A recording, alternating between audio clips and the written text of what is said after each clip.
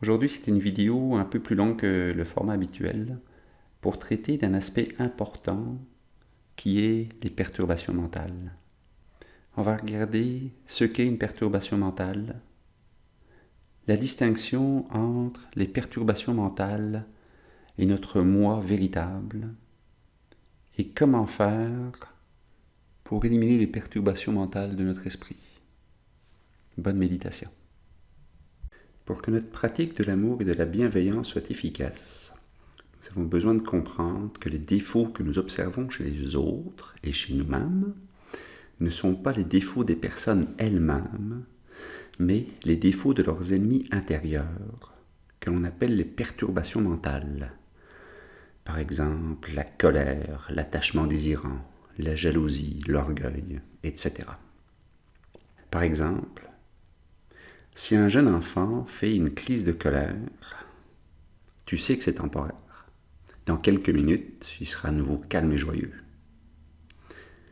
Ton amour pour ton enfant ne diminue pas parce qu'il a fait une crise de bacon. Ok, peut-être ta patience a diminué temporairement. Mais c'est pas parce qu'il a fait une crise qu'il est intrinsèquement mauvais. Tu es capable de faire la différence entre la colère qu'il éprouve parce qu'il a été contrarié, parce qu'il n'a pas eu ce qu'il veut, et l'enfant lui-même. Et si tu comprends cela, tu peux appliquer le même principe à tous les êtres sensibles. Prends une personne qui n'est jamais satisfaite. Cette personne va constamment critiquer tout ce que tu fais. C'est pas assez bien, c'est pas fait de la bonne façon, c'est pas comme ça qu'elle l'aurait imaginé, etc. À la vision ordinaire, cette pensée, cette personne est impossible à vivre, sauf si tu la regardes avec compassion. Ces critiques sont en fait les symptômes d'une perturbation mentale. Elle n'a jamais demandé à agir comme ça. Tu peux même la voir comme une victime. Et dis-toi que ces critiques à ton égard n'ont aucun rapport avec toi, mais rapport à elle-même, à ses perturbations. Bon, tu as sûrement quelque chose aussi à améliorer, mais mon exemple est là pour illustrer les perturbations mentales. Mais c'est sûr que si tu n'écoutes jamais puis que tu la négliges, oui, tu fais partie du problème. Mais revenons aux perturbations mentales. Et je le répète, les perturbations mentales qui polluent l'esprit de quelqu'un ne font pas partie de son esprit subtil, de son véritable moi.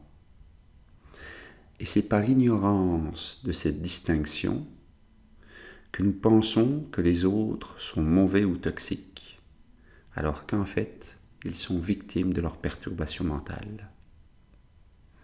Et nous pouvons appliquer le même raisonnement à nous-mêmes en reconnaissant que les défauts observés chez nous, par les autres ou par nous-mêmes, ce ne sont pas nos défauts, ce sont les défauts des perturbations mentales qui nous hantent. Et en comprenant cela, nous n'avons pas à nous sentir coupables ou complexés de nos défauts. Ce ne sont pas les nôtres.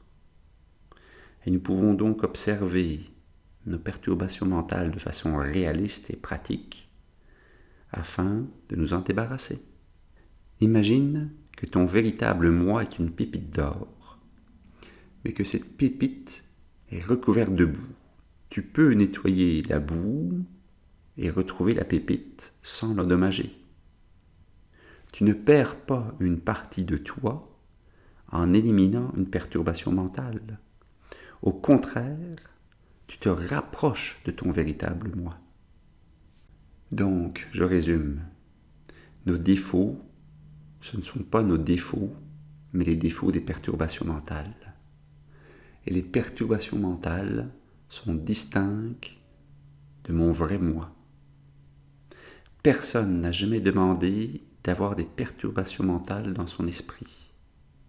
Et de ce point de vue-là, nous sommes tous des victimes. Et puis quoi? On reste comme ça? Non. Non, Parce que les perturbations mentales faussent notre vision des autres et de nous-mêmes. On est tous tellement meilleurs que les autres. Et elles nous poussent à des paroles et à des actions négatives. Elles nous poussent à blesser les autres et ainsi sont la source de toutes nos souffrances. Évidemment, on ne va pas rester à ne rien faire et à souffrir. C'est notre responsabilité de reconnaître la présence de perturbations mentales dans notre esprit et c'est notre responsabilité de les éliminer. Donc, tu ne peux pas dire « Ah, j'ai des perturbations mentales, c'est pas ma faute, je suis une victime. » Non, tu dois agir pour les éliminer. Par exemple, tu peux penser « La préoccupation de soi est présente dans mon esprit, mais ce n'est pas moi. Je peux la détruire sans me détruire moi-même. » Nous pouvons être impitoyables avec les perturbations mentales qui nous pourrissent la vie, tout en étant bons et patients avec nous-mêmes. Mais la bonne nouvelle, c'est que les perturbations mentales peuvent être réduites et même anéanties. Et la méthode pour cela est en 4 étapes. Premièrement, avoir conscience des perturbations mentales dans son esprit. Deuxièmement, comprendre que les perturbations mentales ne font pas partie de notre esprit.